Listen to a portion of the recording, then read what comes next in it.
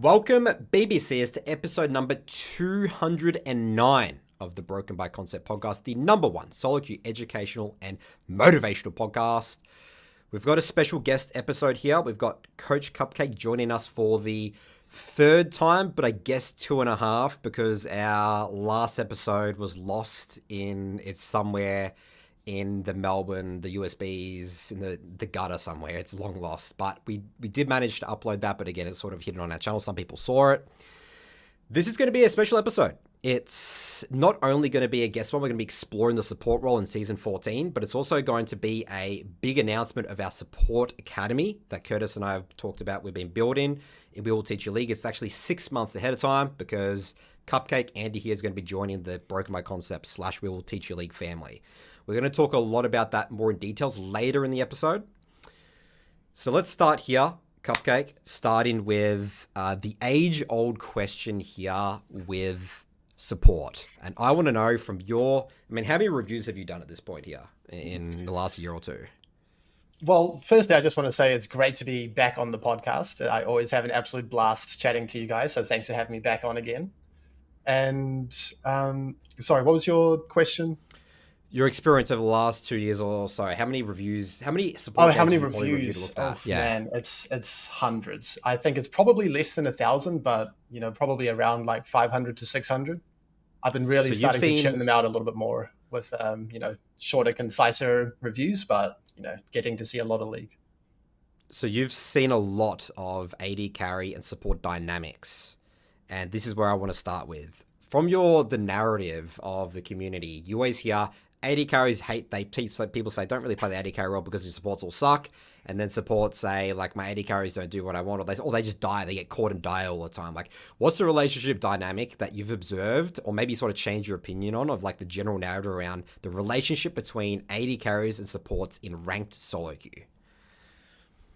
Yeah, so I think I'm going to start a little bit broader. I think in any competitive team environment, people are going to get frustrated at their teammates. And I think that's just exacerbated to a degree when you're sharing the first half or like most of the game with another player, directly in your lane on your screen. So I don't think it's that special. I'm sure you can think of plenty of top laners who get frustrated at their junglers, mid laners who get frustrated at their junglers, but it's just that to an extra degree in the bot lane. It's sort of like the only role that you're with someone every second of the game, the bot dynamic, which is unique. Especially early on. Well, one of the things that I was curious with, okay, so you've now been coaching for quite a long time now. You started to really, I guess, have a clearer picture about what the average support player struggles with in solo queue. And so now you've had time to really, I guess, work with a wide variety of players from a wide variety of servers. What are the narratives or maybe toxic beliefs that you've noticed in relation to that whole AD carry and support dynamic? Is there things that you hear and you're like, okay, yeah, I know that guy has that. And I can see where he's coming from. I know he has that narrative. Boom, you got a lock on it and you kind of get to work? Or does that even exist? Right. So I have a pretty strong opinion of how you should interact with your ADC in solo queue. And I'm going to start with me personally. I just mute them. I don't care what they want. I don't care what they do. I think League is best served, if you want to learn and improve at it, it is best served as a solo player RPG game where you just focus on your decisions. You commit wholeheartedly to your decisions. I think Nathan has talked about that quite a lot as well, right? You just commit to your decisions fully. So that's what I do. For my students, they probably have a little bit less confidence in their game knowledge, and they can maybe get a little bit of value from, just seeing what ADCs are doing or saying, and then just kind of like analyzing it themselves. But there are a lot of common mistakes that I see, and I think there's a lot of misunderstanding that we can definitely jump into.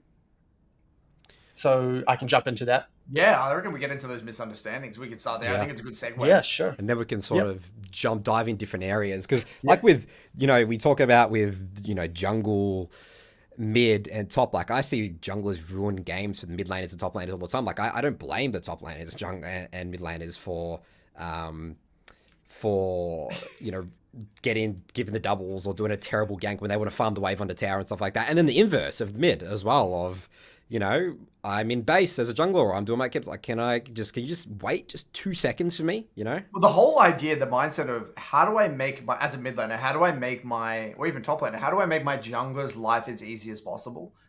But, that is so foreign. Like, I remember I've had so many experiences in coaching where I say that your job here is to make your teammates' life as easy as possible. And I'm like, and I had one this morning, right? There was a play where his jungler was making a play bot side, which is Shaco jungle. The enemy Jarvan jungle hadn't shown on the map. And he tries to go for a solo kill mid. And what I said was, you're making your jungler's life so miserable here because you're giving the Jarvan a counter play opportunity in mid now. So you're actually making the game way harder for your own team by making this play. And like the mindset shift of actually trying to make the game easier for your team it's like a head spin for some people. They've never thought of the game that way. So yeah, I guess tying this back to what your experiences were. So obviously you don't interact with your AD carry in solo queue, but what have you noticed in terms of your clients and how they, I guess, interact with the AD carry? What they expect from the AD carry? Yeah, so I think like the perception is clearer from typical AD carries to supports. I think that like the general perspective is supports don't really do anything. They have no hands. They don't know how to play. They don't understand things. But of course, like through my program and my game knowledge, I know what I want to do, and I tell my students what they should do, and then I encourage them to build up their own knowledge repertoire. So it's probably a little bit different from like my experience and what I have coached, and then the general league consensus. Sure, that is true, because that's the narrative that I hear all the time. Is supports supports have no idea what they're doing. They're the worst players. They're just getting carried. But that but from our perspective, we know that's complete nonsense. Like when you verse a really good support, it doesn't even feel like the same role. It's like you can instantly tell. You load into a game, that first 5 minutes, you can instantly tell the quality of the support player and how impactful that is in the game. Like you go into solo queue and there's a support that knows how to impact mid, knows how to fog, knows how to deploy and reset properly, knows how to it's just a different game in the first 5 minutes. Different game. And I guess that is a narrative that I've seen, I guess, from a laner's perspective. For sure. No, the skill ceiling for support is very, very high. The amount that you can impact if you do everything well is very high. But I also think, let's give the devil its due. The skill floor for support is probably the lowest out of the roles. So if you want to just kind of get by on a role, then you would probably choose support. And that's probably what happens a lot, and then people kind of fixate on that. Yeah, low barrier to entry, but high skill cap, and people, I guess, just really focus on the low barrier to entry type. I guess we're talking about archetypes here, though. I guess as well, like what does a high impact Lulu look like versus high impact Pike? The general community could probably figure that out pretty quick, right? I'm not sure if there are too many people who come across high impact enchanters, especially in lower elo. I think that's one of the biggest misconceptions of the enchanter archetype as a whole. You don't just sit back and scale the whole game. You're a ranged champion. You have tools for poking. People don't have damage to one shot you in laning phase. You have a lot of tremendous uptime with your damage comparatively to melee champions with your range. So like whenever I have an enchanter student, that's kind of like the first thing that we really need to address. We need to get aligned with what it looks like, and you absolutely dominate and crush opponents in the first 14 minutes of the game. Then the later the game goes on, you transition to a more of a team fighting peeling role. Interesting. So then let's talk about going back to the AD carry support then. So let's start with AD carry. What do you wish what do you wish the AD carries knew more about support? Yeah. So the number one thing that I see in every elo, which is quite surprising to me, honestly, is that ADCs just don't seem to understand kill threat with a long lane state. They just see minions hit minions at all ranks. So if you have an engager, you would want to hold a freeze for 2v2 kill threat, right? Because if you're constantly shoving up past halfway, you have no space to engage. Now, that can be a little bit more dynamic, right? If you're playing in higher elos and your jungle is very proactive and he's looking to invade and you want to facilitate that with shove. But typically, if it's just an isolated 2v2 and you want to make progress with kill threat, you need a long lane state. You need a crash wave, you need to let it push back into you. And I've lost count of how many times I've said you need to communicate this clearly and in advance, because ADCs do not think about this. They just see minion hit minion. So that's like the number one by far. Number two? Let's see. So I think, especially in lower elos, ADCs are like moths to a flame with tower plates. Now, this probably isn't... As a jungler. Yeah. That's where a lot of dragons are lost, for sure. And I have to say, you have to adapt to your AD carry, right? They're deciding to, instead of helping you on the dragon, they're going to be going for greeting for plates, you know, and then the dragon gets contested and then it's ugly and then... Yeah. I was going to say, it's probably not specific to ADCs at all. I imagine Curtis has experience with this in mid lane, in your top lane academy. People probably don't have the best, grasp of base timers as a concept, but that happens all the time. AD carries are probably on the extreme, though. I reckon AD carries on the extreme of that, because a lot of the coaching content for mid lane and top, let's say the general, talking about tempo and basing, that's a big one, like 3-stack wave and that sort of stuff. But AD carry is probably more just like, I just want to get as greedy as possible. I don't give a shit what my jungler's doing on the dragon or whatever. I'm just going to greed for plates. That's my perception. I could be wrong, but it seems like AD carries are much better at hitting specifically tower plates. Probably, yeah. No, I agree.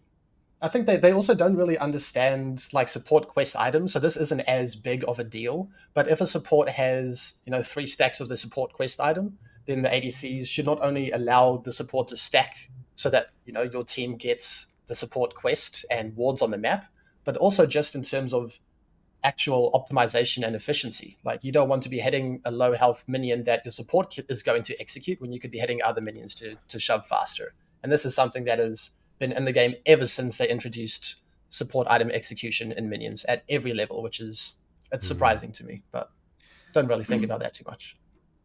I want to just, this may not be completely related to what we're talking about now, and we can come back to this, but I'm absolutely fascinated, Andy, in hearing about how you've evolved as a coach, specifically in terms of, we spoke quite a while ago, and the more you coach, the more you realize, okay, these are certain things that I thought were important, but in reality, maybe I was emphasizing them, or maybe you were underemphasizing certain things.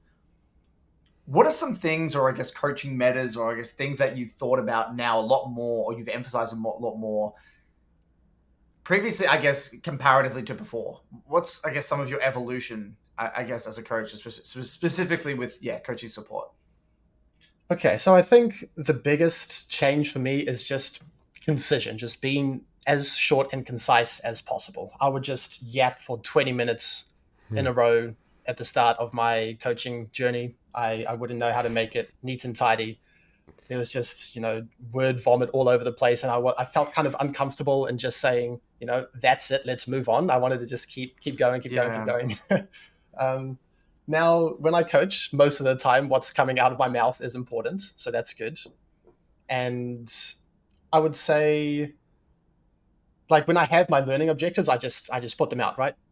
For example, punish ADC last hits, communicate your intent clearly and in advance, disrupt the enemy ADC's tempo, boom, go work on that. I'll see you later.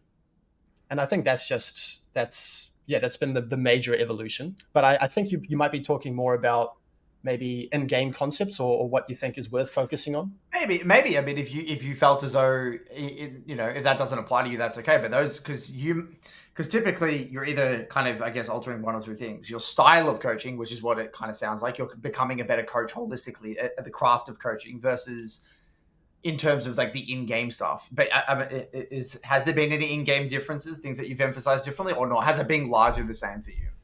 I think there are like two parts to this. The one is just necessary adaptation to the evolution of the game with new champions, new patches, new seasons, right? You need to change what you're emphasizing. One of the biggest examples I can think of is I used to be a huge advocate for being as fluid on the map as possible very early on.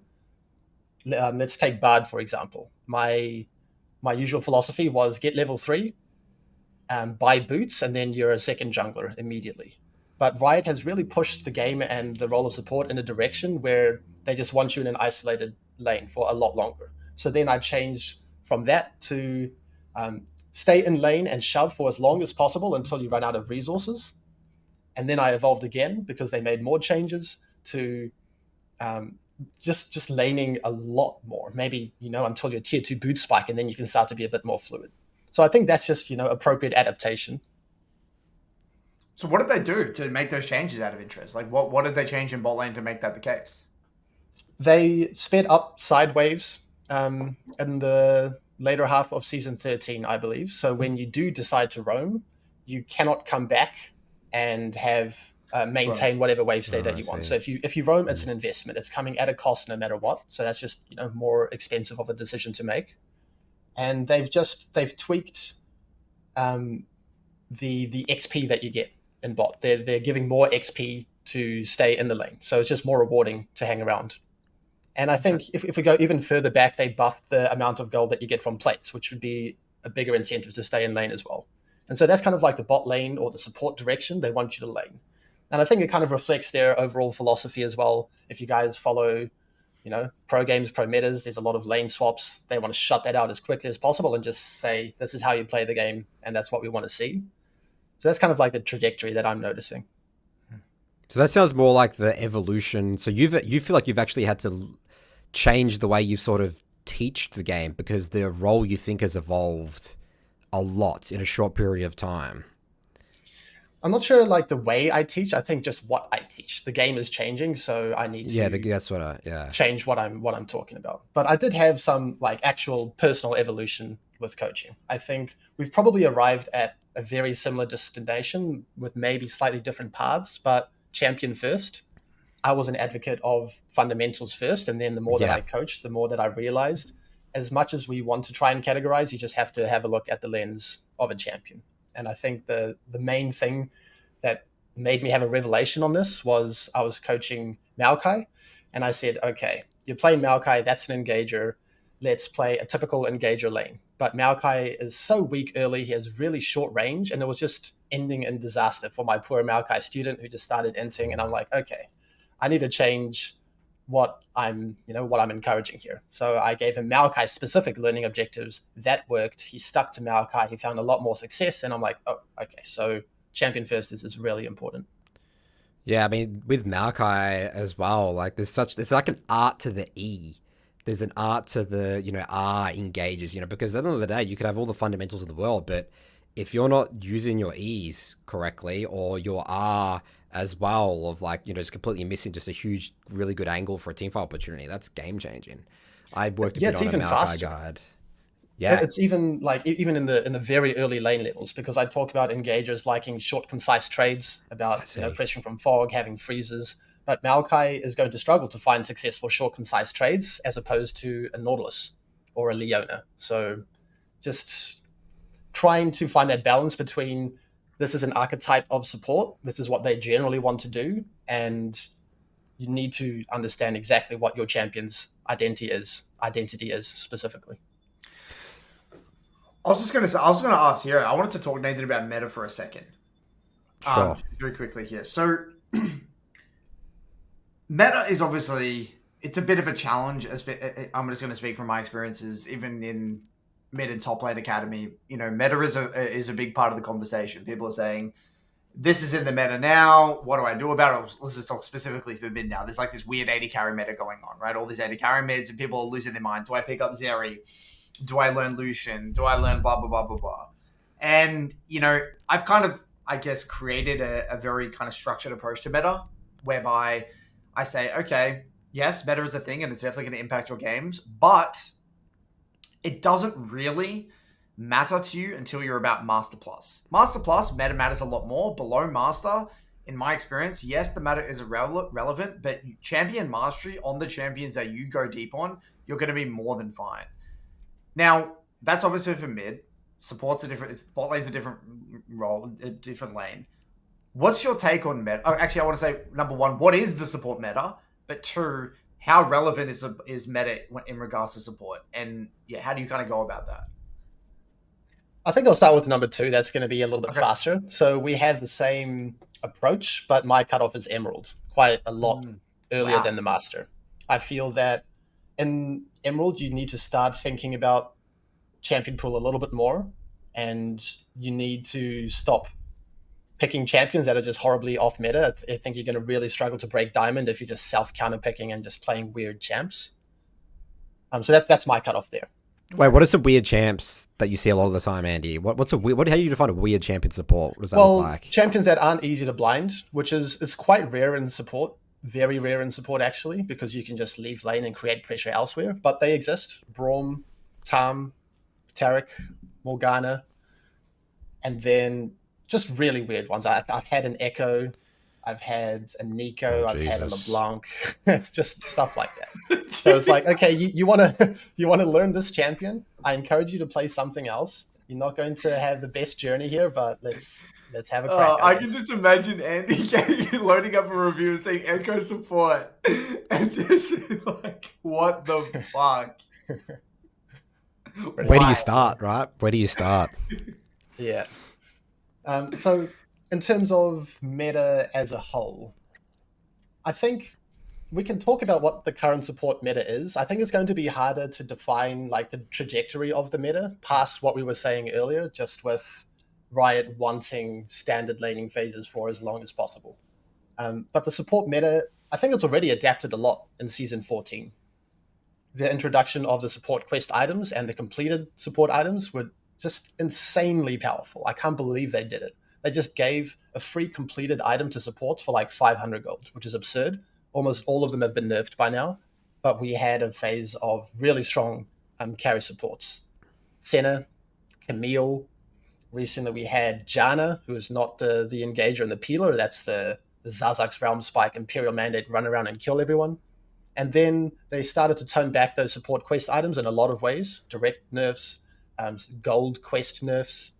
And I think it's stabilized a little bit more now. And there's a lot that you can do as a support. But in terms of the meta as a whole, it really, I'm just going to have to cop out and say it depends on your champion, right? The way that you're going to play a game of Zyra, as opposed to a Pyke, as opposed to an Alistair, as opposed to a Braum, it's all going to be very, very different.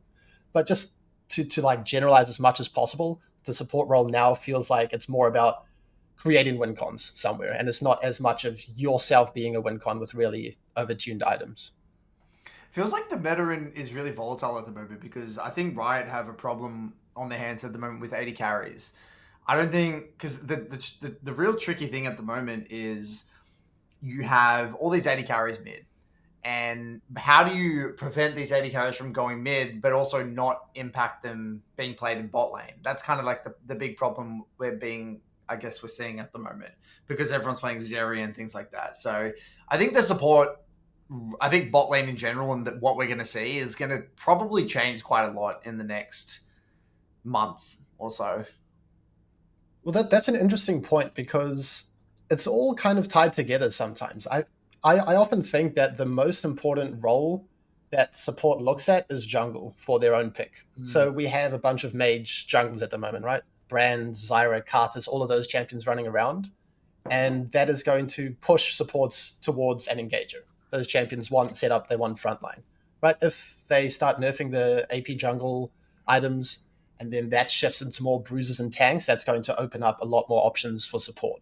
And so I'm not sure how much of the AD mid is because AD items are broken, or because jungle AP junglers are broken with the XP and the efficiency. It's probably a little bit of both, but what are your guys' take on that? Well, it was, Nathan, correct me if I'm wrong, the AP jungle meta came into play with the Faded Ashes or something, right? Like that. Yeah, item. Faded Ashes is super OP. It's like a super OP item, right? And it's like 900 gold or whatever it is. Yeah. But specifically for the 80 carry meta, I mean, in mid, I can break it down. I don't think it had anything to. I mean, look, I'm not gonna say it didn't have anything, but I think it's like very linear, like how it happened in mid. We had like, at least this is my take. We had a Azir meta. Like, so what happened? It was like a lot of Azir, and then what happened is that Corki got changed, and then Corki came in. Sorry. We had a Tristana and a Azir meta. And then what happened is that Corki got changed, and then Corki became a good response to Azir. And then the answer to Corki is Ezreal and Lucian. And then what happened is then people realized Smolder got a bunch of buffs as well. And people realized Absorb Life was broken as well. And then they nerfed Absorb Life, but still, Precision Tree in general is just good because Cut Down's really good. Legend Haste is obviously really good. And Fleet is kind of a little bit overtuned at the moment, in my opinion. So you have this combination of champs countering each other, and usually, traditionally in the past, mages would beat AD carries, but mages can't get through the sustain of Fleet with like an early cull, Absorb Life, and all that crap. And so you've kind of get this weird conundrum where it's like, usually this is where you would see like Orianas and Syndras and Victors and Cassios and all that. And we're starting to see that a little bit, but it's like, it's just not, so it's just not enough. It's just still, we're seeing too many AD carries because of the sustain. So they have proposed, I think they're doing Fleet nerfs, but I just think that Fleet is for me personally, I'm biased here. I think Fleet is the bane of my existence. I think Fleet needs to be just completely eradicated from the game, or they need to change Fleet to make it way more of an investment. Because the problem with Fleet at the moment is that, think about it, you get Muma speed and you get the sustain, and it doesn't feel like you're trading off much for that sustain. Whereas like, it should be a massive investment, So yeah, I would say that's kind of how it panned out. Yeah, I can see that. I think the support meta is just, it's so hard to quantify. It just depends on a lot of other things. And I think the pace of game that Riot has been pushing faster and faster for a while has dictated a lot of the support meta. I think it's going to depend if we're talking about low or high elo or competitive, but the higher elo you get, then the more fast-paced games are, and you start to not have the time or the freedom to play scaling champions, enchanters, or even champions like Bard or Rakan. And so that matters. The jungle meta matters, ADC meta matters, and then it's just like, okay, let's see what happens, and then we can kind of adapt. But of course, Warlock's at the moment very broken. But I think going back to the second question, so you already answered that. So if someone comes in and say meta this, meta that, if they're below Emerald, you're like, that's not really that important. Above Emerald, it's in the conversation. Yeah. Okay, interesting. Yeah, no, that's so. I knew that you guys had the Masters bracket in mind, but it's just something that I've noticed. I would say high Emerald, I start to worry, and I start to notice that, okay, we got to sort out the champ pool. We got to make sure that we're aware of the meta. Yeah, you guess you'll sort of start to notice these games look hard. Like if I was to play this game, I probably wouldn't have many options. That's probably when you start realizing that bracket. Yeah. Going more specifically into champions here, Andy, is there a champion that you initially struggled to coach and then over time it's become easier by maybe a different lens or something, or maybe a different view on a champion? Okay, so what I can do with quite high confidence is just lay out the identity and the blueprint of all support so far. I'm not happy when I see playmakers, really hard to execute champions for lower elo players, Bard, Thresh, Pike, a little bit of Rakan.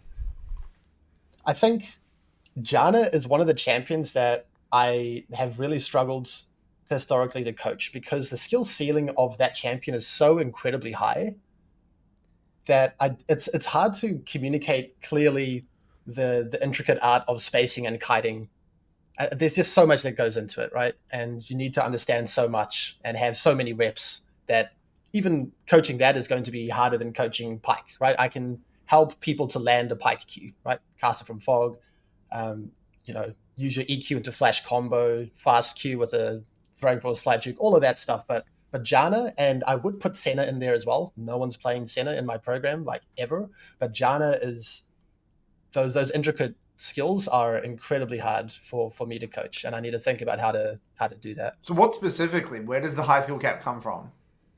Well, it's just, especially on her tier 2 boot spike with Swifties, when she has a lot of movement speed, she wants to weave in and out. She wants to use that movement speed as much as possible, right? So she wants to dodge skill shots. She wants to bait out cooldowns. She wants to find auto attacks to use her passive. She wants to use her low cooldown for her W to find damage. And that's just to get the most out of that champion. You need to use her mobility and space and kite to the maximum.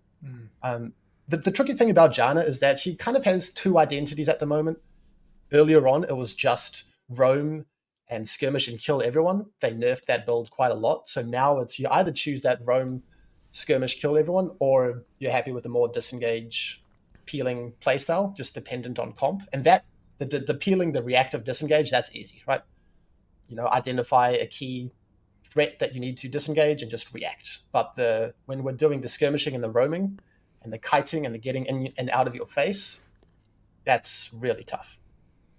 I 100% can see that. I think but where Janna tricks people though is because Janna looks like a low barrier to entry champion, right? You sit back, you shield, and you press R. But to actually maximize the kit and actually take control of your games, you think that's a really difficult skill to teach and to execute. You need to have a lot of game understanding.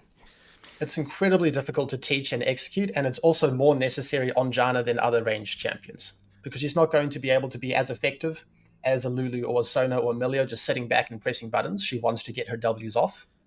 And having all of that extra move speed and that damage as well, you want to really toe that line between danger and safety as precisely as possible. This is something that it's actually taken me many, many years to actually try and explain. Is like it's a similar in mid when it comes to teaching matchups like Orianna v Syndra. Like very, very mechanically demanding, space-oriented matchups. And I've kind of got a little backpack full of metaphors that I kind of use at will, depending on what the person is struggling to wrap their head around. The two that you might want to explore, Andy, I'll say the one that I talk a lot about is like boxing, the boxing metaphor. And whereby the reason I think about boxing is because I'm not sure how this may apply to Janna, but typically one champion outranges the other. It's very rare that two champions have the exact same range. You might have a slight range advantage, or they might have a slight range advantage. But either way, boxing still comes into play because think about it. If you're very telegraphed with your movement, and you're like, here I am, I'm going to come get you, and you try to go for a punch, it's like, well, they're going to see it coming. They can anticipate your movement. It's going to be hard to land your skill shots. It's going to be hard to get in range. So what do you have to do? You have to mix it up. You might you just step forward, feint something. You might step back. You might try to pretend that you're going to go for something. You might alter the pattern in which you move. You might alter the pattern in which you use your ability itself. And so I found that very helpful for people to wrap their head around that whole concept of it's like the mind game of spacing and tethering and altering the way I move, altering the way I use abilities. Boxing kind of resonates for some people. The other one is dodgeball. And dodgeball I've always found interesting because so something that's really fascinating about dodgeball, I kind of tie it back to cooldowns, right? So in dodgeball how there's all the balls in the middle, and so you have to run to the middle, you have to grab the ball, and you have to go back to your line, right? The way I view it is that some people's cooldowns are lower than yours, so whereby they're going to be able to get their ball first and back to the line, and they're going to be ready to get it onto you. So if they have lower cooldowns than you, you have to then first try and bait out that ability first a lot of the time. Or if they outrange you, this is another way of viewing it. If they outrange you have to bait out that ability first, bait out that ball, then you get your opportunity to strike. And you always got to view it in terms of like, oh, is it my time to throw or is it their time to throw type thing? And that whole like metaphor of kind of exploring that. They're kind of just two, but I'm sure there's many, many more. But like I found that whole mind game thing with champions when it comes to range, exploring like actual metaphors helps people wrap their head around it. Yeah, no, I can totally see that. I'm just wondering if wrapping their head around the idea is the main issue that I'm facing or getting better at the skill, right? Because we still need to know, we need to get an inherent feel of ranges and cooldowns. And that's just something that's only going to come through mass repetitions of gameplay, of reviews, of coaching. So, but that is very useful. It's interesting you say that because I feel as though a lot of micro. This might be a hot take. I don't know what you guys both think of this, Nathan and Andy. Micro. I used to be okay. So I asked you a question at the very beginning, Andy. I said, what is something that you feel as though you used to maybe focus on that maybe you don't anymore? The reason I asked that question is because one of them for me was micro, right? I used to overemphasize micro. And what I realized is that most people are actually mechanically quite good at the game. And when you see a mechanical mistake, it's actually not that they're mechanically incapable of doing something. It's because they don't know. They don't actually understand how the kits interact, or they don't know what they're trying to achieve. And so more often than not, what happens is that if someone knows what they're trying to achieve, they can do it, but it's just going to occupy a lot of their mental stack. They could space that ability and land that thing. They could do it. It's just going to be very mentally taxing. So what I found is that the reason I use metaphors is because I feel like once someone wraps their head around it, yeah, sure, it's not going to be able to do it, but they might be able to do it once. And then what they can do is then they can just grind that. They just get those repetitions over and over and over again until they don't have to think about it. So I found that most people are actually mechanically competent. They just don't have the muscle memory, or they don't know how to think about it. They don't know what they're trying to actually do. They don't understand the mini game. That's at least what I've found.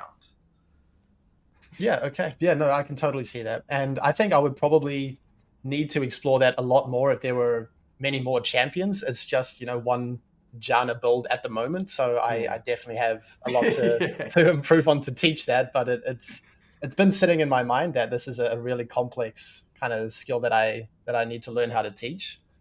I want to kind of riff off of your mention of mechanics though. So I think mechanics is a bit of a buzzword, a bit of a hot topic, and I'm not convinced mechanics is even a useful concept. I think it's quite alienating to people. It's just, they have better mechanics, they're more skilled, they're more talented. They put the bucket. It's like, the mechanics per player or the not mechanics player. It's very binary. I mean, we've described myself as that in the podcast as well. Like, I'm the zero mechanics only gamer. But if you look at my gameplay and compare it to like a, platinum, my mechanics are obviously way better, right? You know what I mean? Yeah, I'm a big fan. Go on, Andy. I want to hear this take. I think as a fellow jungle player. Yeah, I'm going to say mechanics is a myth. I think it's all about, or it's useful to have the perception that it is all about anticipation and game knowledge and strategy. It's probably going to have, more time pressure than macro decisions, but otherwise it's not like people who have good mechanics aren't insanely talented, fast reaction times necessarily. They just know the situation. They know what to prioritize. They know where to put their attention. They know what likely outcomes are going to come about, and they know how to respond to it.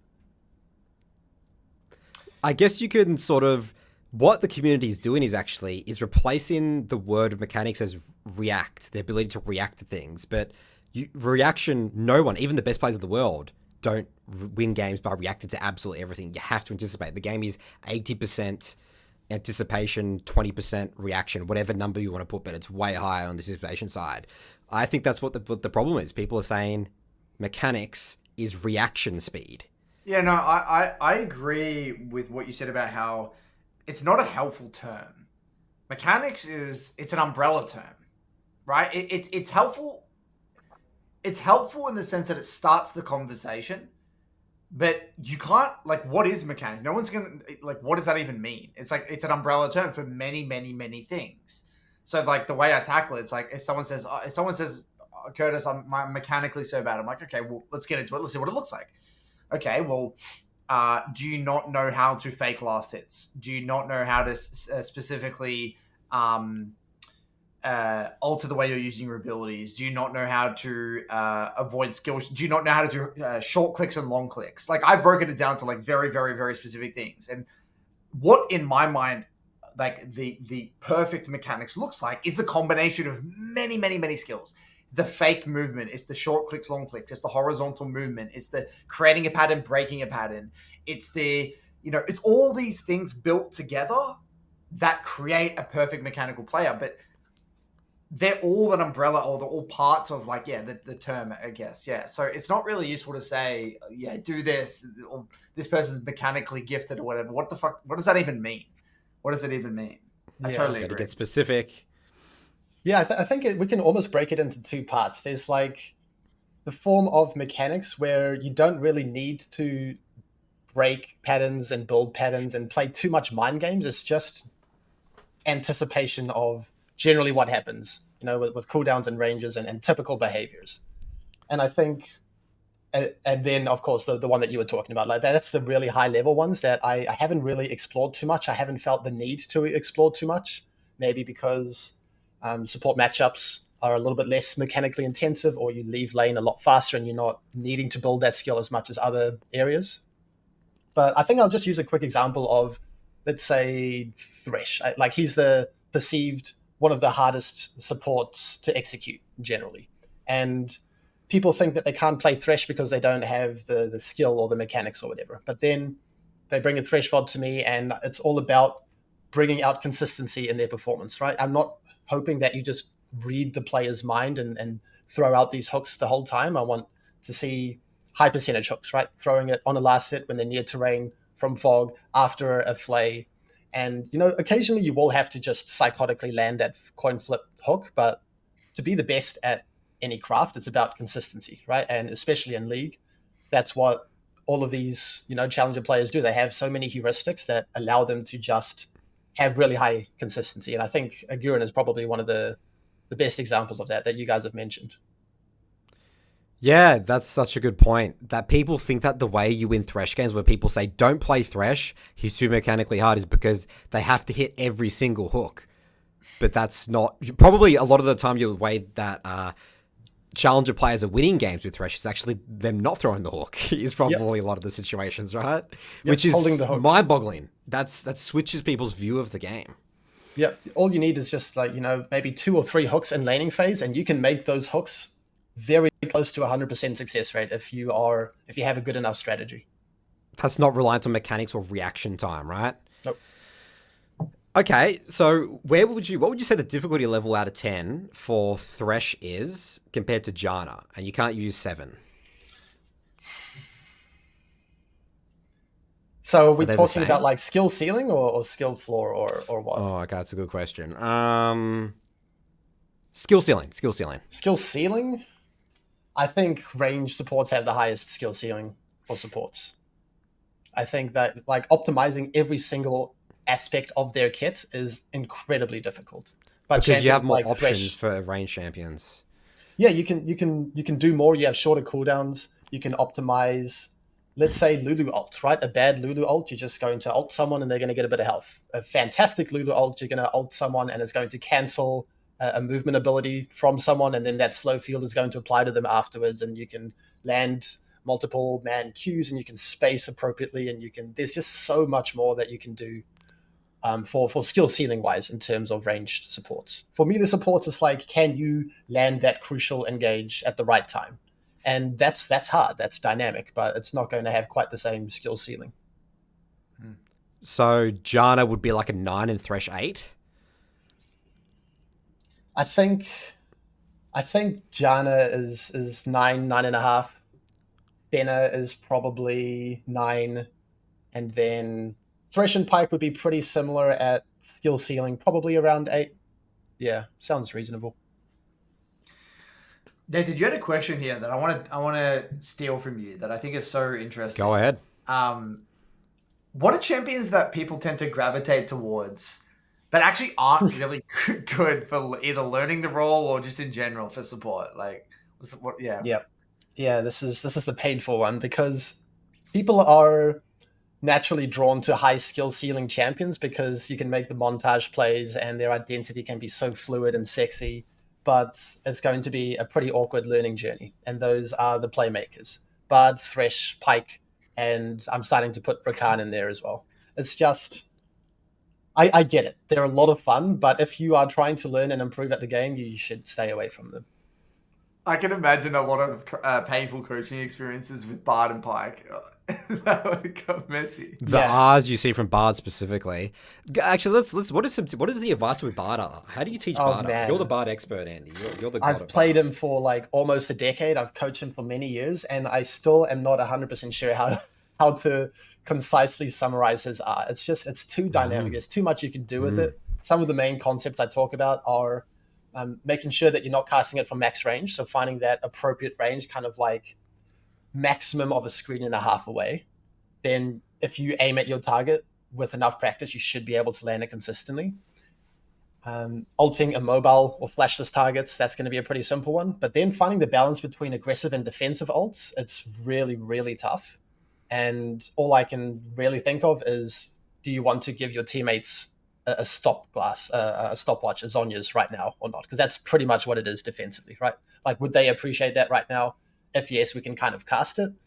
But otherwise, there's just so much you can do with that spell. It boggles my mind. So what champs That's such a good response. What champs do you want people to play? Like, what's the idea? A client comes in and said, "Andy, I'm going to take my hands off the wheel.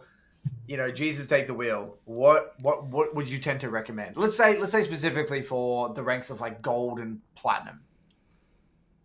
Yeah, so I think support is going to be a bit different from mid and jungle here, but I pretty much just say stay away from those for learning and improvement, and you'll be fine. Because the others, Anything else is fine.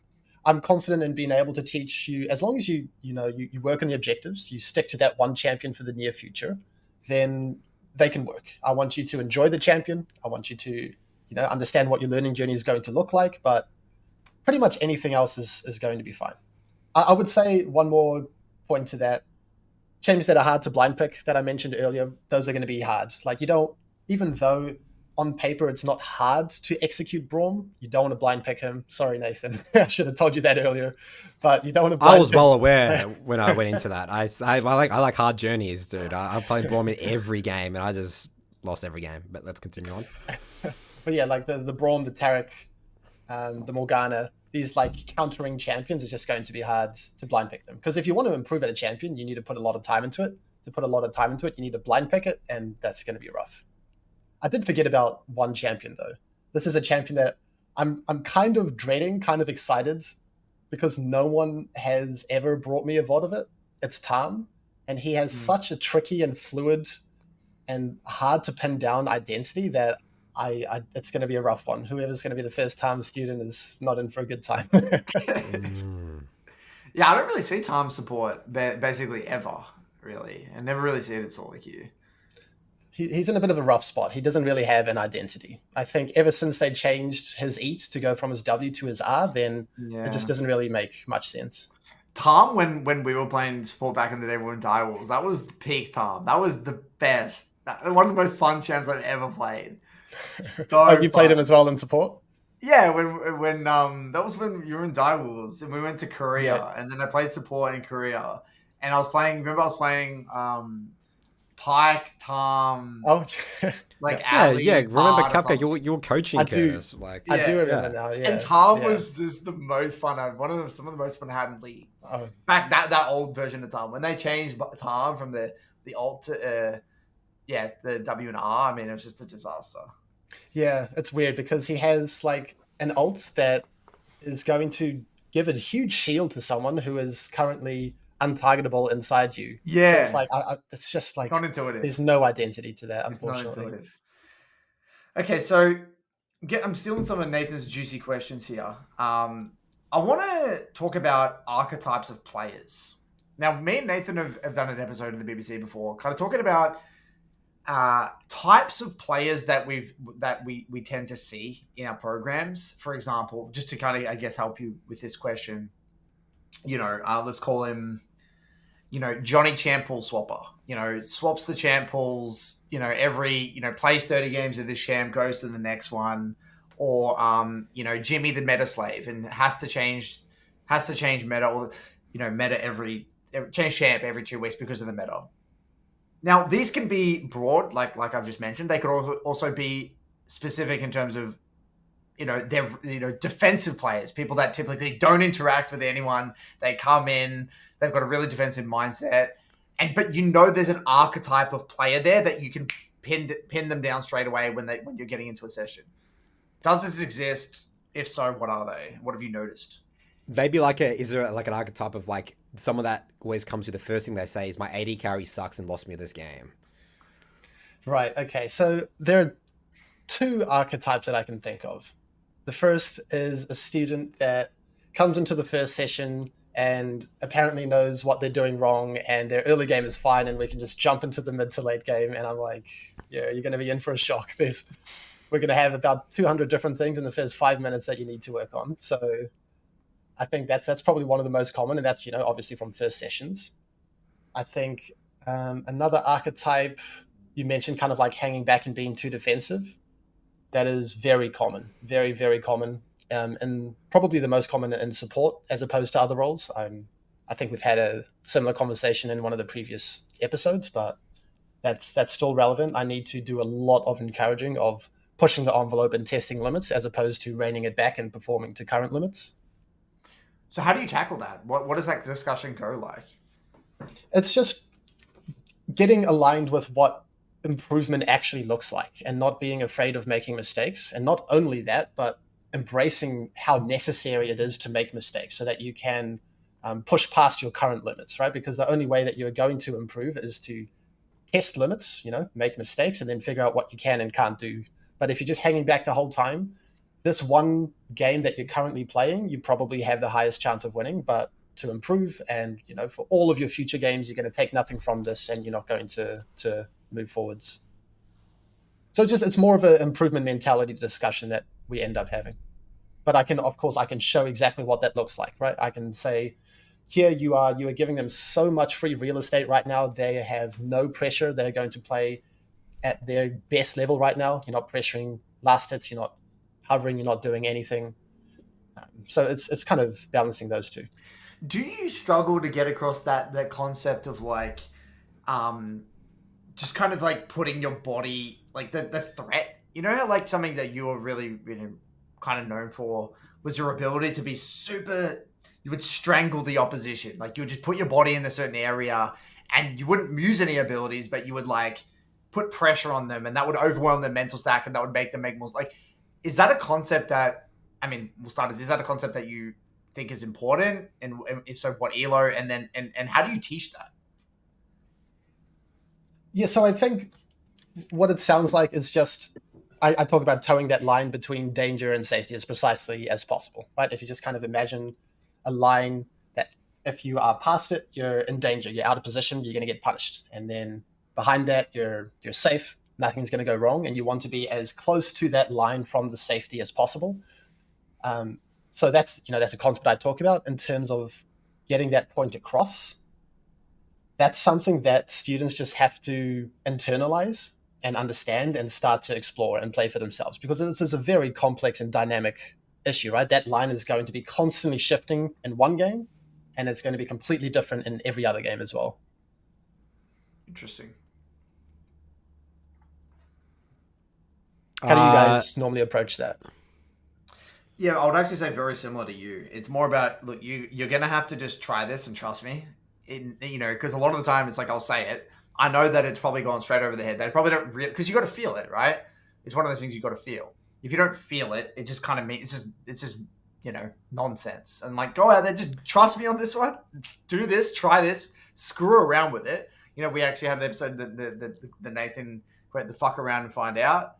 Fuck around and find out. Do it, and if it feels good, keep doing it. If it doesn't, it doesn't. But like usually, they'll get something from that. Yeah, I mean, one of the most obvious ones, just talking about from my perspective, the teaching the aggressive, defensive, just the really big like 20%ers, like maybe even 40%ers, is just you're just telling them. I do it at Diana coaching recently, and the enemy used their abilities, and I say, well, just trust me. Every time the enemy uses their abilities, just go with the QE, just send it, just absolutely send it, and then that is going to start. Really, that's just the most basic one, but really people I find really struggle with that. People just don't realize that there's cooldowns. They do understand it, but for some reason when I look at their gameplay, they're not going in when someone's used their abilities. So it's like that weird, because like what people get scared of is there's lots of people on their screen, so it looks like they're going to lose the fight, but they have no abilities, so you should be sending it.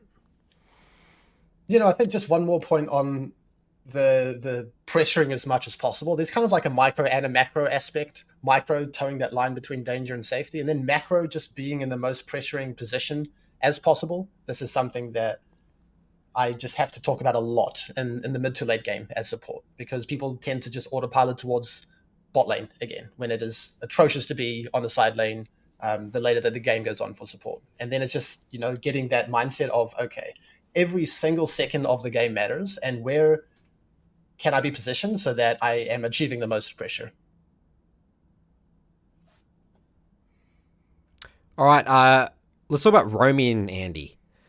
Roaming early game. Is this something people do to... Actually, is this an archetype of player? Someone that over roams and someone that misses too many roam opportunities?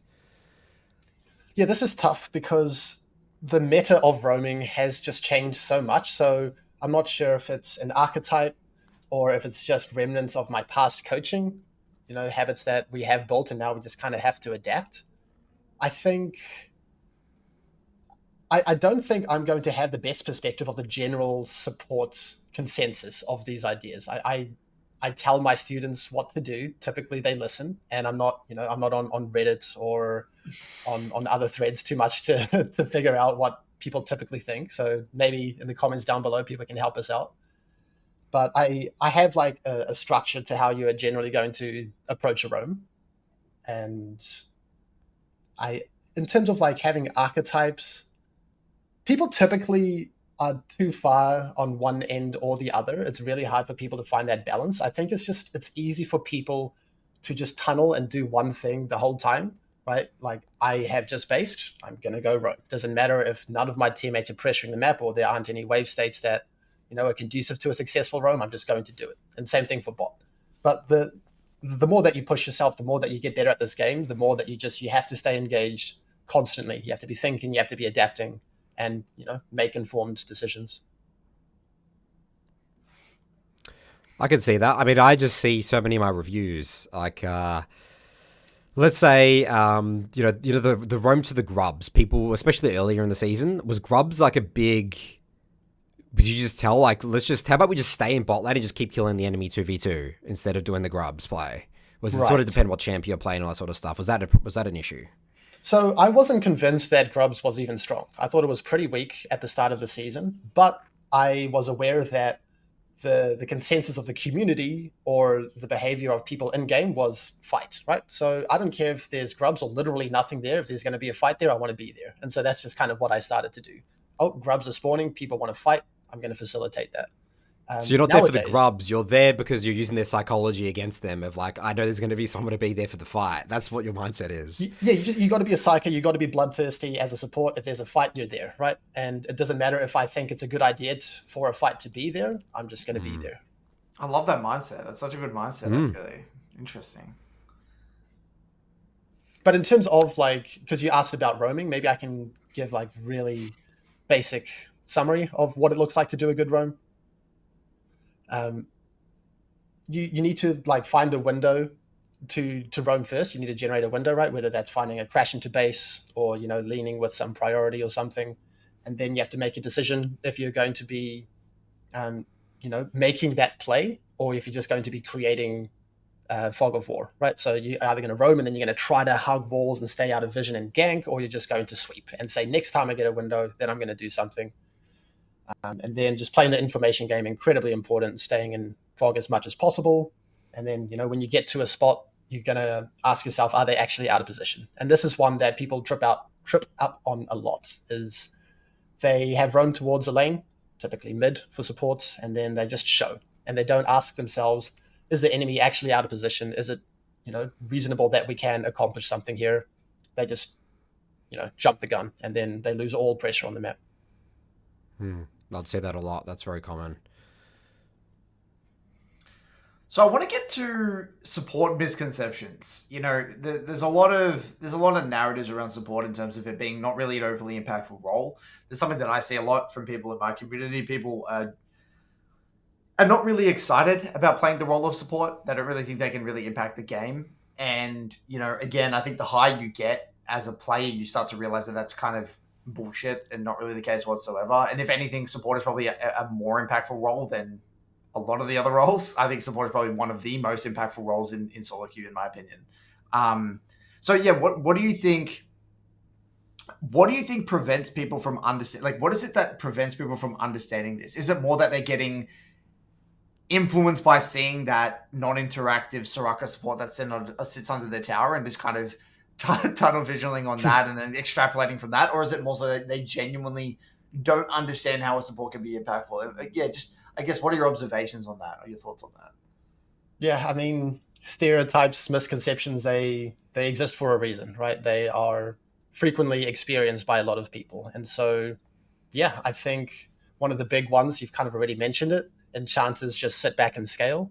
I talked about how that's absolutely not the case, and you need to be an absolute psycho and be able to 1v2 the lane, and then like there's so much that you can do, but I think people just get autofilled, or people aren't really pushing the limits of the support role, because if you're going to choose a champion or an archetype of champion to sit back and do nothing and scale, then enchanters would be the best to do that comparatively to every other role.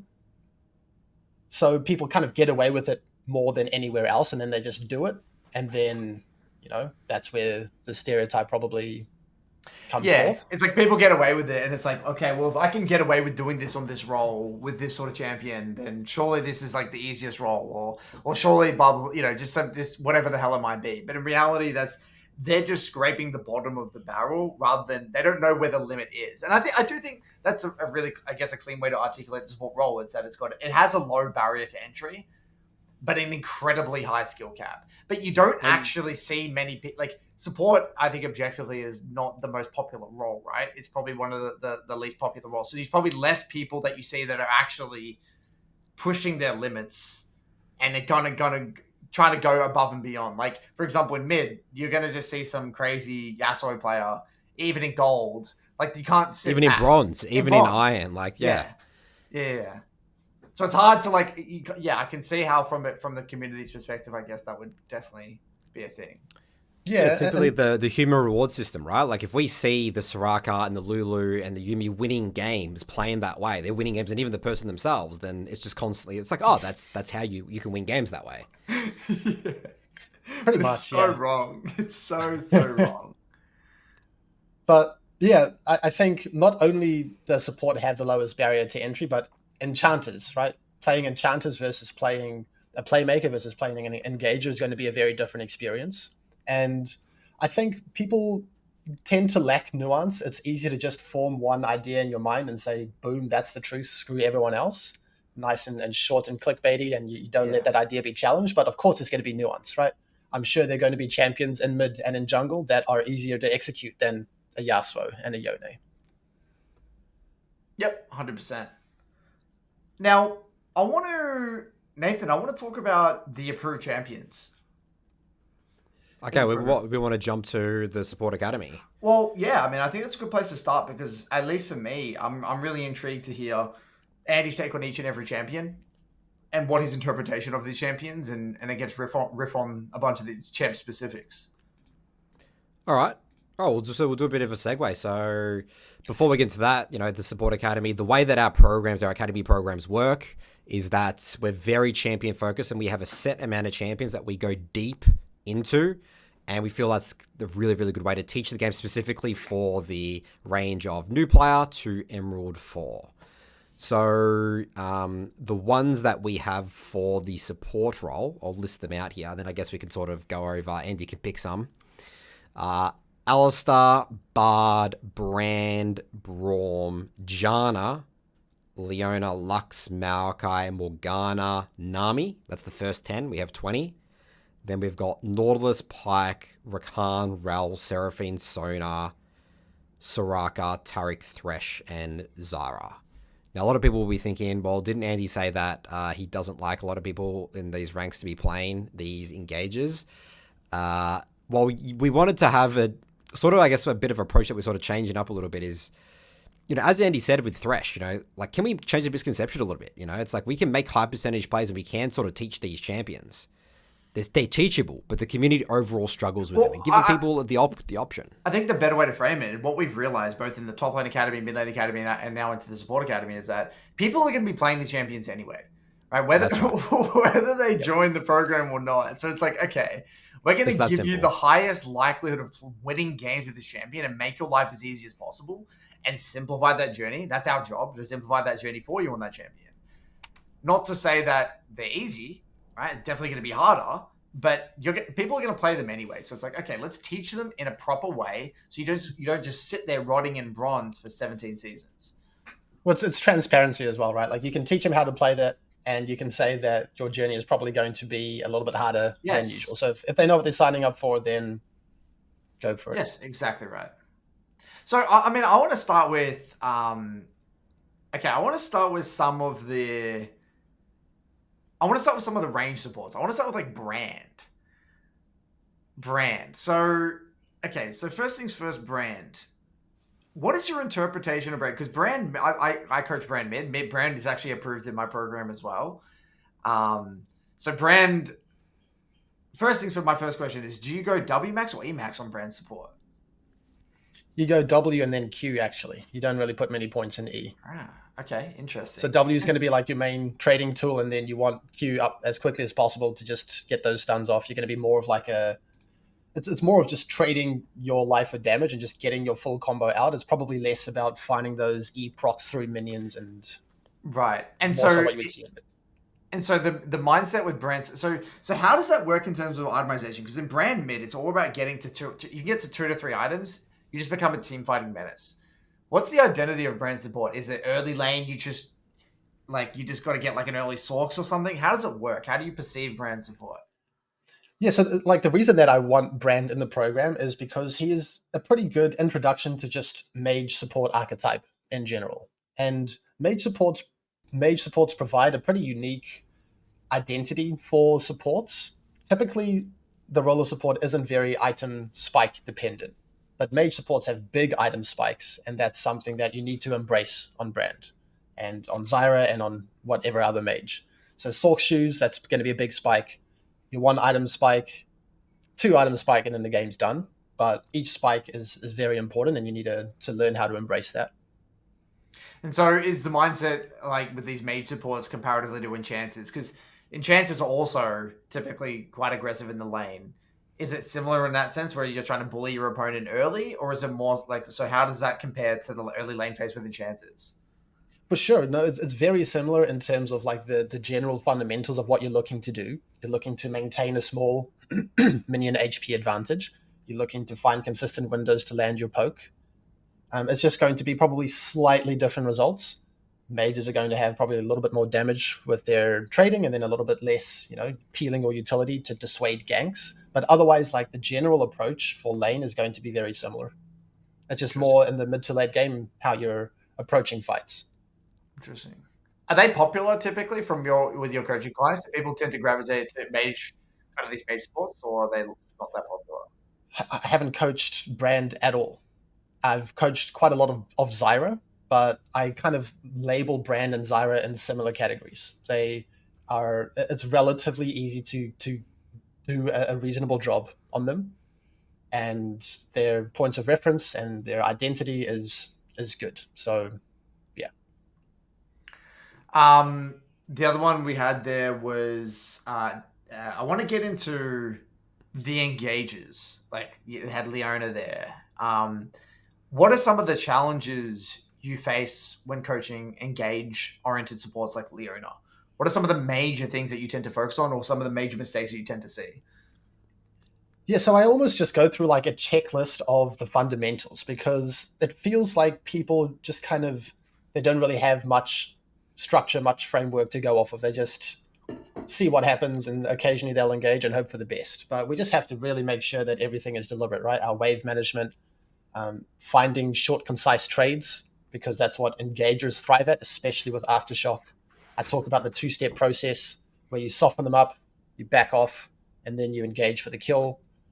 So it's just all of these concepts that even staying healthy is incredibly important. And I notice a lot of engagers take too much free poke and then they lose threat in the lane and then they are just AFK under their tower and they're making no progress and they can't play their champion at all. So it's just kind of really understanding what your job is, engage, create win cons, and exactly how to do it.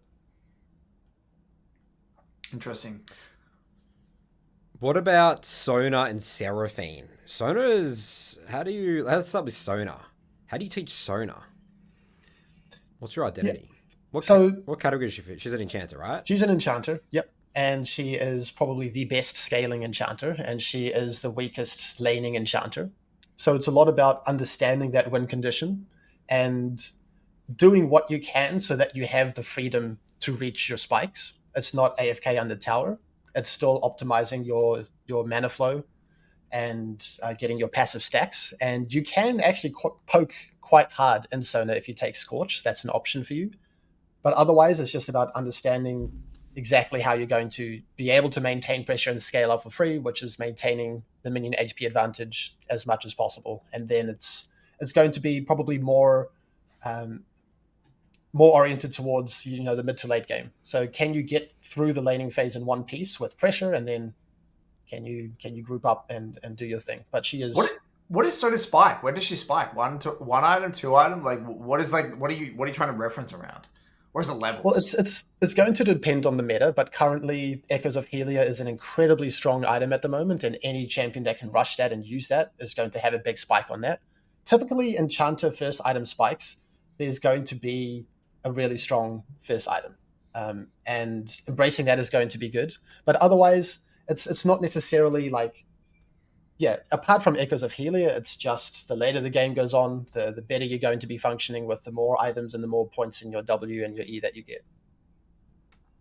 Yeah, and Seraphine, because Seraphine actually got removed from my program as a mid laner, because it just they didn't want. I don't think they really wanted Seraphine to be a mid laner. So yeah, Seraphine, how does that compare to Sona? And what's what is Seraphine's identity in your mind? Yeah, I think Seraphine is kind of like a better Sona at the moment.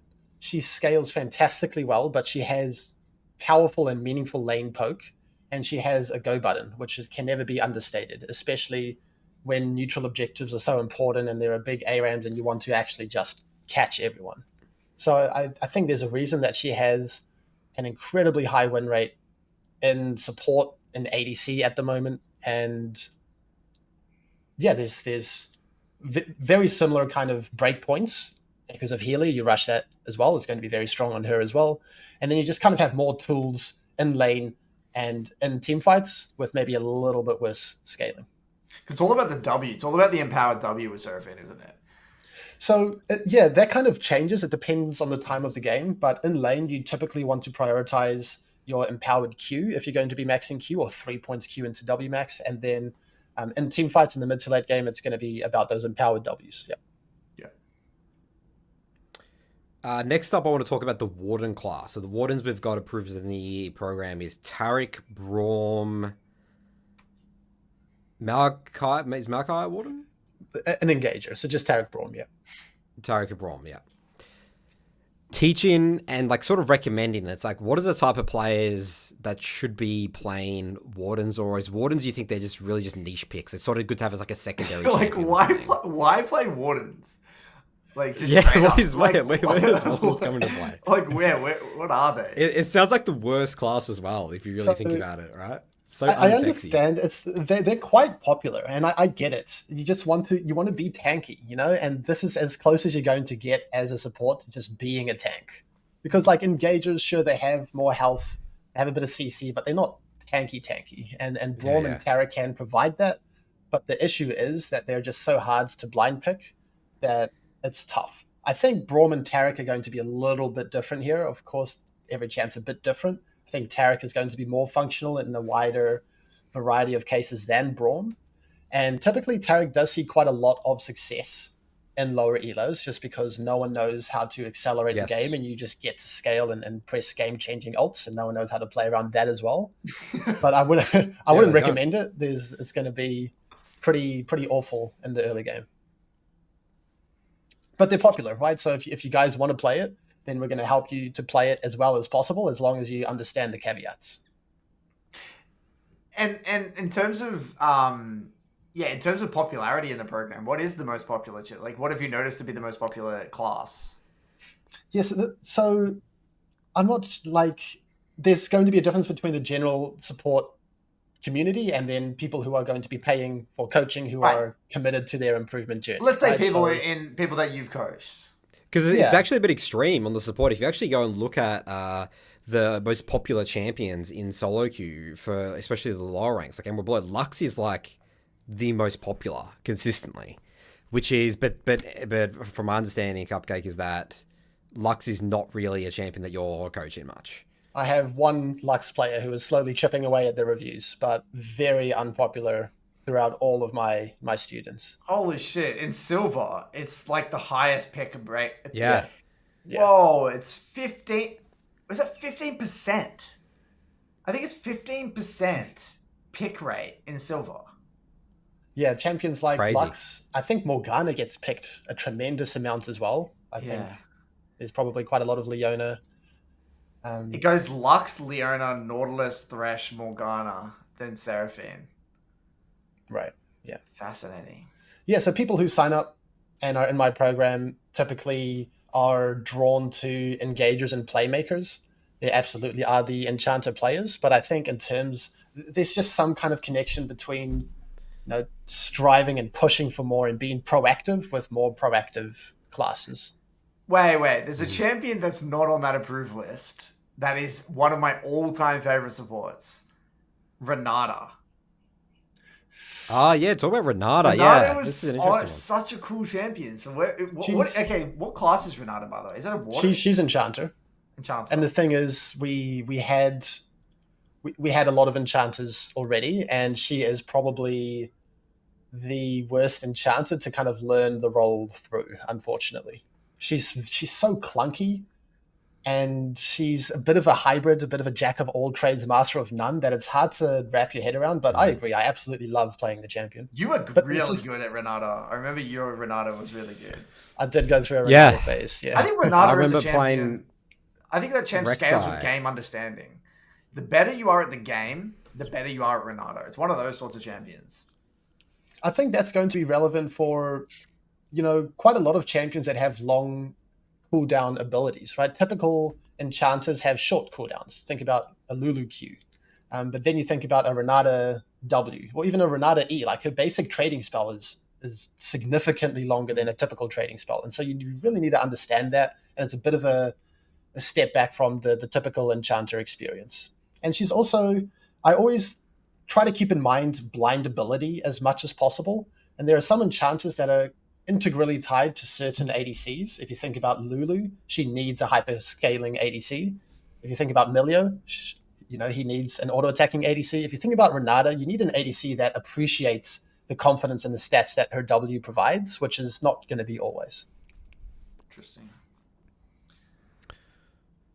Any other champions you wanted to cover here for this list? Interesting ones. We talked a bit about Maokai. You really like Maokai, Cupcake, and you really recommend people playing Maokai. I do, yeah. I think... But we don't see it often. I never see Maokai. No one wants to play him. I don't even know what Maokai support really does. I guess it's like a classic engager, I guess. He is the best scaling engager in the game. So that's why I recommend it, especially for low elo. You can never look past point and click engage. Right? So then it becomes more of a cerebral approach and less mechanical. So he scales incredibly well. He has that point and click. He has long range utility, which doesn't exist for engagers with his E and his R. There's a lot you can do with the E. There is. Yeah. Interesting. So yeah, like, you always need to think about game length and scalability for the lower elos, because games just typically go on for so long. But yeah. What about Amumu? Because I'm terrified of Amumu support. When it's in my game, I'm just probably biased here, but whenever I see an Amumu support that is played well, it's one of the most scary supports, I think. I mean, I think his laning is atrocious though, right? His laning is probably one of the best out of engagers. Having two Qs at such a long range is devastating. The thing is, I'm not convinced that he is an evergreen support. I think Riot's probably going to shift him towards jungle where they initially intended, and so I'm hesitant to include him in the program. And he can be very punishing, and I don't want people to feel too punished by making poor decisions.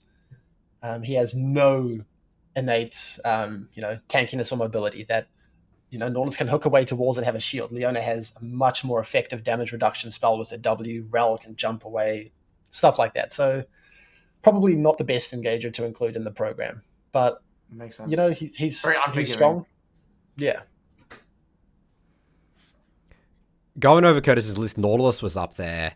You work with a lot of Nautilus players. Like, do you get excited when you got a Nautilus review? Like, because I mean, I played a lot of Nautilus, and sort of I guess a narrative that I sort of struggle with a bit is, yeah, I mean, the champion scaling is very bad from my understanding. Maybe it's just the way I'm playing him, but teaching Nautilus. Tell me a bit about that.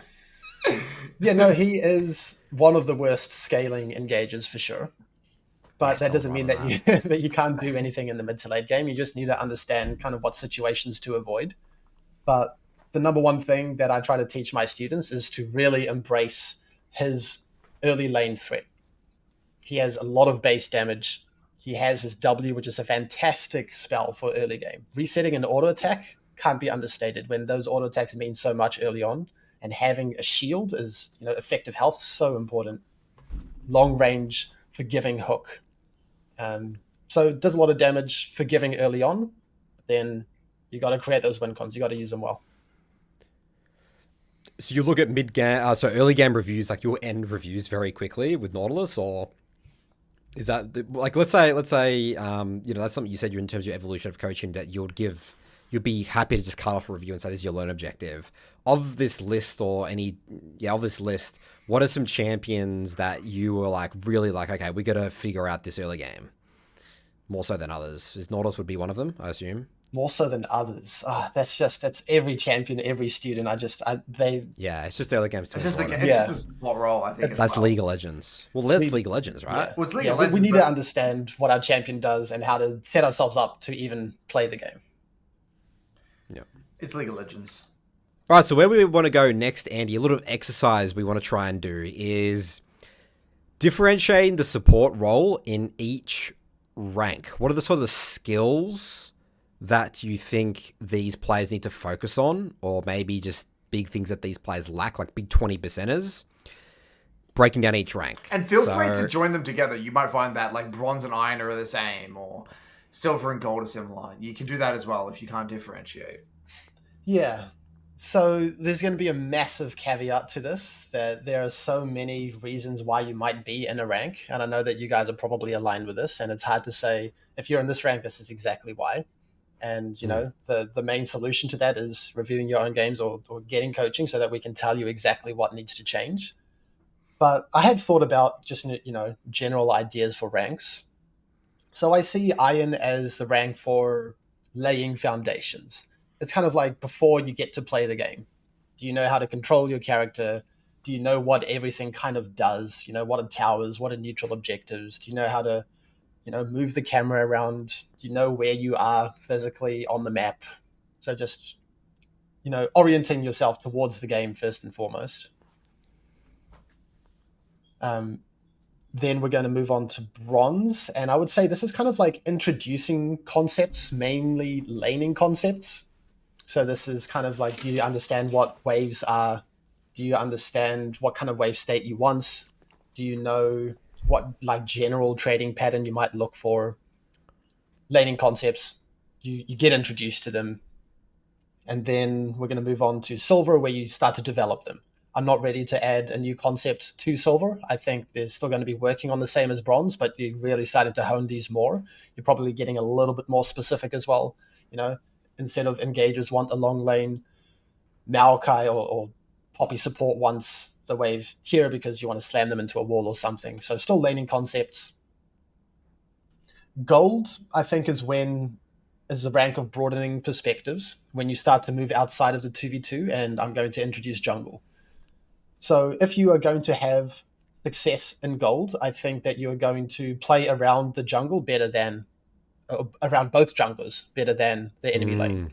Do you know how to set up ganks? Do you know how to waste the enemy jungler's time? Do you know how to avoid ganks? Do you know how to ward? Do you know how to sweep? Just all of the mini games surrounding jungles. You're gonna find a lot of success. And then lastly, plat, the rank of translating pressure. I'm just going to neatly add on mid lane to this. So now you need to understand how to incorporate mid lane into your gameplay. Do you know how to translate your pressure from bot towards the middle of the map? How important it is, more so of roaming, more so pressuring the middle of the map the more that the game goes on, so that you can start to facilitate neutral objectives and have more pressure on the map. So I guess that's really starting to. So you think platinum? That's sort of when you started to really take control of games as a support more so. Like, do you think that's something that people really need to focus on? That's probably when you start to suffocate the map a little bit more. And I wouldn't like this. This is probably, if you do that in platinum, you are going to have a significant advantage. I think people are starting to play around with that in plat, or it's just going to give you a big advantage if you can translate pressure there. So like by the time you get to emerald, then you should already know that that's not going to give you an advantage as much. Can you elaborate on how to play? Like, what does specifically playing around mid look like? Like, what does that mean exactly? It just means that the later that the game goes on, the more important that becomes, especially when neutral objectives are on the map, right? When grubs or dragons are on, and then the later the game goes, the more important they are, right? Second grubs, big deal. Second, third, fourth dragon, big deal. Herald, all of that stuff. And playing around mid is just going to be creating, I wish I had a mini-map here, but creating a fog of war between mid and bot, more like kind of around bot river and raptors area, if you're looking at it from the blue side perspective. So that area, that choke, so that you can easily move towards mid and fog, and your mid laner can dip into fog. That's going to create a lot of pressure. But otherwise, it's going to be situation dependent, right? If I have a Syndra, the way I'm playing around mid is I am allowing my Syndra to dominate 1v1 as hard as possible with vision and with, just letting them do their thing. If I have, I don't know, a Silas, then I'm going to be looking to actively kill and, hug walls and try to get in and find a kill. And just in general, just fixing mid-wave states as well. Like, it's going to be pretty similar to ADCs. Like, if my mid laner is really low health and they have minions in front of them and I'm worried that they can't crash the wave by themselves, I can go help them. Makes sense. How does that sound from a mid lane perspective? Yeah, no, I mean, I'm going to say straight out, if my support's giving me vision, holy moly. I mean, that's going to make my life a trillion times easier. Because most of the time when I'm talking about platinum mid laners especially, warding, leaning, and just not dying to ganks is like a huge part of it. Like, if you can just not die to a gank, simply like the idea of not dying is like a huge part of it. And if you're helping your mid laner do that and you're making his life easier, that is going to have insane impacts on the game. Have an insane impact. Sure. It's all about timing though, because like I said, roams are expensive, and what I wouldn't want to see is supports just autopiloting mid every time from base, right? Because sometimes your mid is not under threat on that window, and you would much rather create a win condition through bot. So it really is just kind of assessing and having, it's a whole skill, right? To be able to translate pressure effectively. And that's something that it's so dynamic, right? Like I talked about Syndra and I talked about Silas. There's no shortcut to that, right? Like you need to just play enough and study the game enough so that you kind of understand what mid lane champs do, even though you're a support, the higher rank that you get. Quickly on that topic though, I've had a lot of questions, especially with the lower elo clients, that say, well, there's so many champions in the game. How am I meant to know all of their champs' identities and stuff like that? And someone said something really interesting in terms of like categorizing the champions, where it's like, okay, let's really think about it at a high level. It's like, well, you've got, assassins and these melee-oriented champions. They're probably going to be more committal. They're going to be probably heavy trading a little bit more, whatever the hell it might be, or more kill threat at 6 specifically. And then you have like mages. They're maybe a little less mobile, usually a little bit less mobility, a little bit more, easier to gank in that regard. But they have higher range, so they may be less committed, right? So like you can kind of draw these very high level, like even if you don't fully understand the intricacies of like, oh, there's a Syndra or Hui, a Zia, whatever. It's like, okay, well, we can kind of have a pretty solid idea, or even basic idea. And I think that's like a good place to start, Yeah, I talk about immobile mages. If you are playing an engager or a playmaker and there's an immobile mage on the enemy team, you need to make their life hell because they cannot function if they are constantly under pressure. And then you mentioned melee mids. Melee mids are inherently at a disadvantage with range, so they need to, they want to trade. They need to play aggressively like a Yasuo or whatever, and then you're just kind of ready to do that. So you can definitely kind of chunk them up, and that's what I try to do. Yeah. I do want to quickly touch on Emerald, though. It's such a hot topic, Emerald. The episodes that we've done on Emerald get lots of comments, Curtis and I. Difference between low Emerald support players and high Emerald support players. What have you noticed? I'm not sure there's going to be a neat and tidy trend. I think everything is just getting better. They're just better at the game. Have you guys noticed a specific skill set that is noticeably different for you guys? Well, look, I think there's archetypes of different types of Emerald players. I would say, okay, so for me, I can just say I know what skills. I know what I can see an low Emerald player, and you can see a high Emerald player, and there's a stark difference in many areas that they play. I would say a big one, just speaking from I guess a mid laner's perspective, is their ability to just be aware of what their jungler is doing and complement their jungler. I would say just way more sophisticated matchup understanding and trading increases significantly usually. And consistency, I would say their mental stack is way more sophisticated in the sense that they can balance fundamentals with actually trading a lot easier. A lot of low Emerald players struggle with balancing fundamentals with trading or balancing fundamental warding and leaning and resetting and all this stuff while also doing their job in the isolated 1v1. And then I actually a big one is mid game. High plat, low Emerald get just very inefficient, very, very inefficient, and they're really complacent with side lane waves. And when you start to get the higher Emerald and Diamond, people have a little bit more. They tend to be a lot more intuitive when it comes to being efficient on the map, or at least understand that they're being inefficient. They understand that they feel that they're doing something wrong. A lot of people in high plat, low Emerald, they don't even feel that they're doing something wrong. It's well, I'm here, I'm at the fight, but I'm dude, you just missed 3 waves in the side lane. Or why did you not shove that extra wave out? But that's kind of another thing I've got to notice as well. Well, I'm glad you used the word feel, because I was going to mention just the sense or the feel of pressure, of tempo, of just having urgency. Game sense. They understand. The game sense is higher. Yeah, I agree.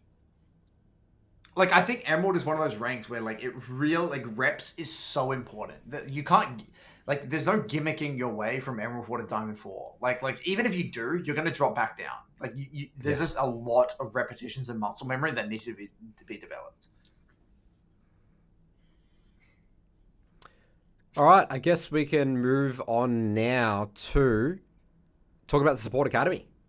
So initially, Curtis, I, and Charlie were going to do the program ourselves. We were looking at a timeline of January, February, March next year.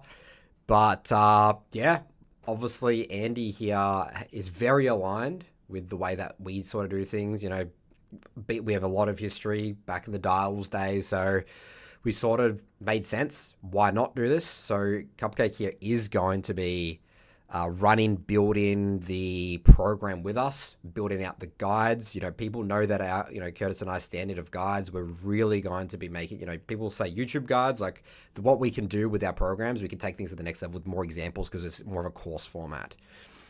So that's what the next couple of months are going to be doing, building out these champion guides, building out an insane resource library that anyone, especially beginners, can come and learn. And we're really excited to have Cupcake Andy on board. Anything else to add here, Curtis, about bringing Andy to the family? I mean, look, at the end of the day, for me, I'm very picky. Right? We are very picky about who we work with, and there's not many coaches that I actually trust. And I think for me, one of the things that Andy has shown is that he's dedicated to the craft. He hasn't just done a few months of coaching and that's it. He's actually taking his craft seriously. He's been dedicated to it. He's stuck with it. And you can tell that he's actually really tried to be curious about how do I take when I look at a coach and they actively try to get better as a coach rather than just oh, yep, I know there's all this information. I'm just going to vomit it out. And then that's up to them to decipher it. He's actually thoughtful about becoming a better coach. And, when we had that discussion about, working with Andy, in my eyes, given everything that we've spoken about and his trajectory, it's a no-brainer.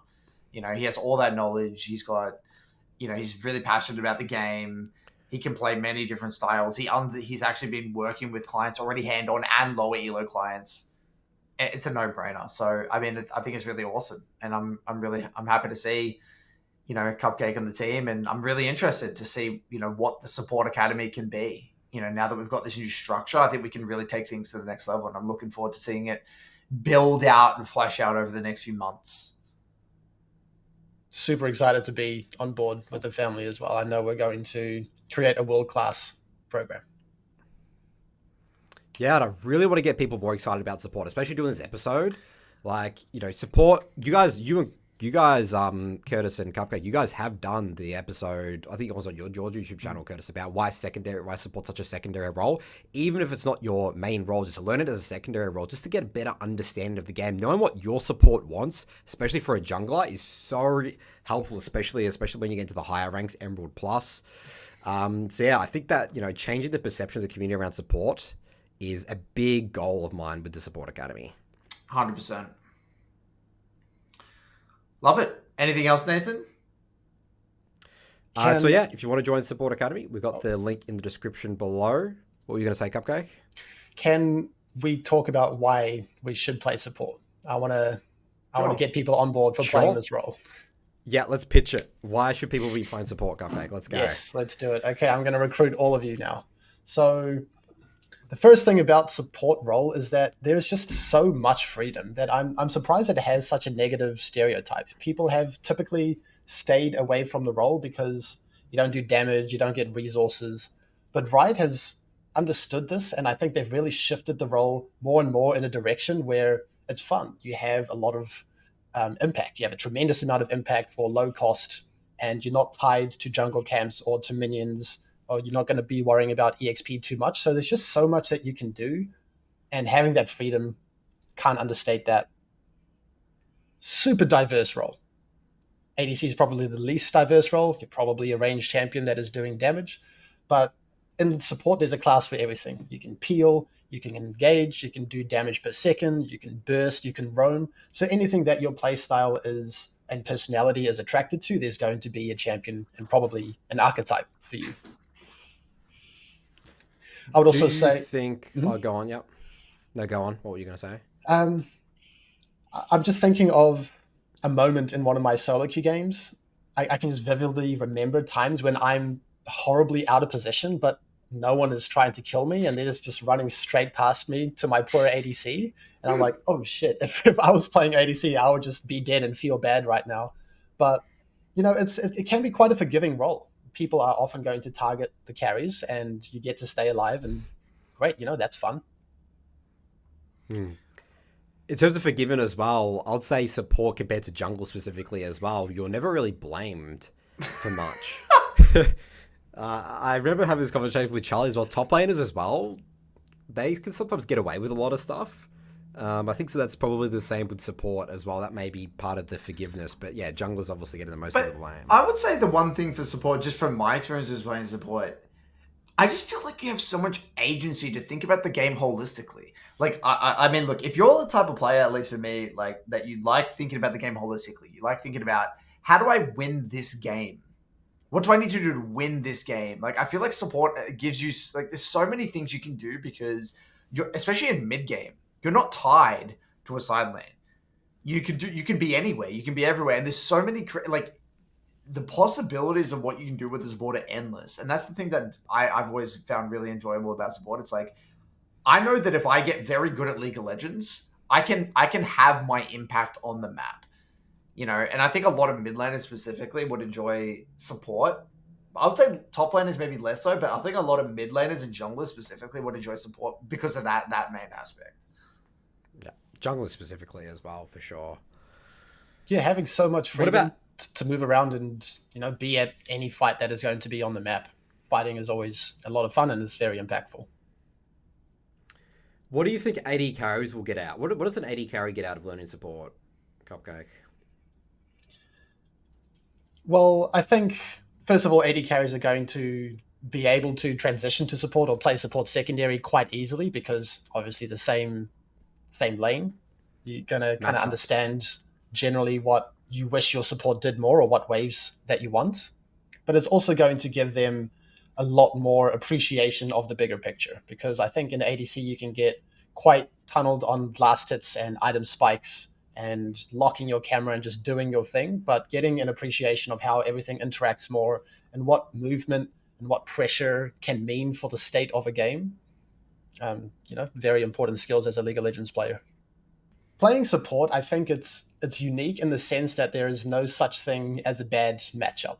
Unfortunately, solo laners, especially top lane, but probably mid lane as well, are going to be, quite trapped into matchups. But if you understand the role of support, you get to generate pressure almost wherever you want. If you're stuck in a really bad 2v2 matchup, you can pressure around your jungler, you can pressure around your mids, and then that can be a completely fine way to play out that game, which I think is quite...